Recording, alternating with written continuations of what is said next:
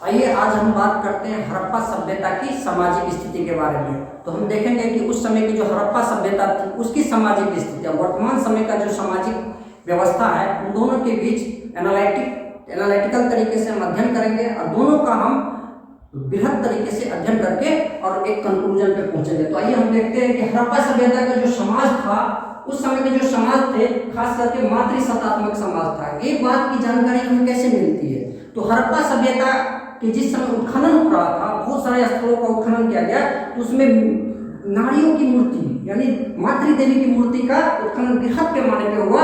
इससे सारे विद्वान ने एक निष्कर्ष पर पहुंचा कि निश्चित रूप से यह जो सभ्यता थी वो मातृसत्तात्मक सभ्यता थी। और हम देखेंगे कि इस सभ्यता में यानी हड़प्पा सभ्यता के जो समाज थे वो कितने प्रजाति में बता था, वहां पे कौन कौन सी प्रजाति निवास करते थे। तो हम देखेंगे कि हड़प्पा सभ्यता में 4 प्रजाति मुख्य रूप से निवास करते थे। उसमें प्रोटो-ऑस्ट्रेलाइड कैटेगरी के, दूसरा थे अल्पाइन, तीसरा थे भूमध्य सागरीय, चौथा थे मंगोलाइट। यानी कि हड़प्पा सभ्यता में प्रोटो-ऑस्ट्रेलाइड, भूमध्य सागरीय, अल्पाइन, मंगोलाइट यानी 4 प्रजाति के लोग निवास करते थे। किसमें? हड़प्पा सभ्यता में। और इसके बाद वहां का जो वर्ग था जिसको हम क्लासिफिकेशन कहते हैं, तो क्लासिफिकेशन में 4 वर्ग की हमें चर्चा मिलता है। वो कौन कौन से वर्ग है? तो उसमें है पुरोहित वर्ग, योद्धा वर्ग, श्रमिक वर्ग, व्यापारिक वर्ग। तो ये चारों वर्ग का क्या क्या काम था वर्तमान समय में भी अगर क्लासिफिकेशन करेंगे तो इस 4 वर्गों का अभी भी वर्णन मिलता है।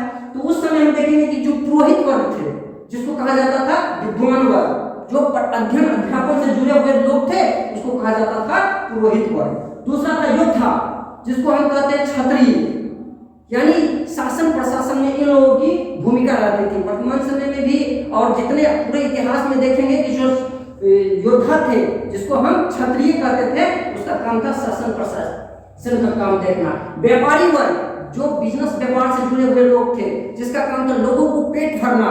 तो हड़प्पा सभ्यता के समय में भी व्यापार का बृहद पैमाना आपने देखा कि मोहनजोदड़ो, हड़प्पा जो नगरीय नगर थे उसमें कैसे व्यापार होते थे और कैसे मुहरे के माध्यम से एक सिस्टम बना हुआ था कि वो अधिशेष उत्पादन करते थे और व्यापारी लोग अधिशेष उत्पादन को शहरों में जाके वो अपनी आवश्यक वस्तु को खरीदते थे। इसके अलावा वहां के श्रमिक वर्ग का काम था श्रम करना, मेहनत करना और ऊपर के जो तीनों वर्ग थे उनकी सेवा करना। उस समय में भी था, कहीं ना कहीं आज भी हमें ये चीज देखने को मिलता है। तीसरा, लेकिन अभी के समय में यह है कि कॉन्स्टिट्यूशन ऑफ इंडिया में लोकतांत्रिक पद्धति है तो सारे लोगों को ऊपर बढ़ने का अधिकार है। तो इसको हम वर्तमान समय में उस समय का श्रमिक और अभी के श्रमिक में बहुत सारे अंतर देख सकते हैं। ठीक उसी प्रकार से जो हड़प्पा सभ्यता के लोग थे वहां का जो परिवार था तो परिवार का जो सिस्टम था संयुक्त परिवार जिसको हम ज्वाइंट फैमिली कहते हैं। वर्तमान समय में भी ज्वाइंट फैमिली देख सकते हैं आप, और उस समय में भी खास करके ज्वाइंट फैमिली का बहुत बृहद स्वरूप देखने को मिलता था। ज्यादातर संयुक्त फैमिली ही उस समय था और कहीं कहीं एकल फैमिली भी उस समय देखा गया। वर्तमान समय में एकल फैमिली का स्कोप काफी बढ़ रहा है। और देखेंगे कि वहां के जो परिवार के लोग थे, जो वहां के व्यक्ति थे, तो उनका भोजन क्या था? तो शाकाहारी और मांसाहारी दोनों प्रकार के भोजन करते थे। वर्तमान समय में भी दोनों का प्रचलन है। शाकाहारी में मुख्य रूप से दूध, दही, साग सब्जी, चावल, दाल, ये सब का प्रचलन चलता था, जबकि मांसाहारी में मांस का प्रचलन चलता था, परंतु घोड़े के मांस का प्रचलन उस समय नहीं था क्योंकि घोड़ा उस समय लोग अपरिचित थे। ठीक उसी प्रकार से हड़प्पा सभ्यता के लोग जैसे अभी हम लोग वस्त्र पहनते हैं उस समय हड़प्पा वासी भी वस्त्र परिधान से परिपूर्ण होते थे। जैसे पुरुष थे तो पुरुष धोती चादर पहनते थे। इसके अलावा वो महिला जो थी वो ब्लाउज घाघरा, वर्तमान समय में भी ये प्रचलन है। जरा सोचिए कि उस समय के लोग भी ये प्रचलन में था। इसका मतलब ये हुआ कि कहीं ना कहीं हड़प्पा सभ्यता के लोग कपास से परिचित थे। हमने आपको बताया था कि मोहनजोदड़ो कई जगहों से जो उत्खनन में जो मातृ देवी के जो नर्तकी मिले हैं यानी उसके जो चित्र मिले हैं उससे यह स्पष्ट मिलता है कि हड़प्पा सभ्यता के लोग कहीं ना कहीं कपास से परिचित थे, जिसके कारण वस्त्र उद्योग बृहद पैमाने पे वहां पर था।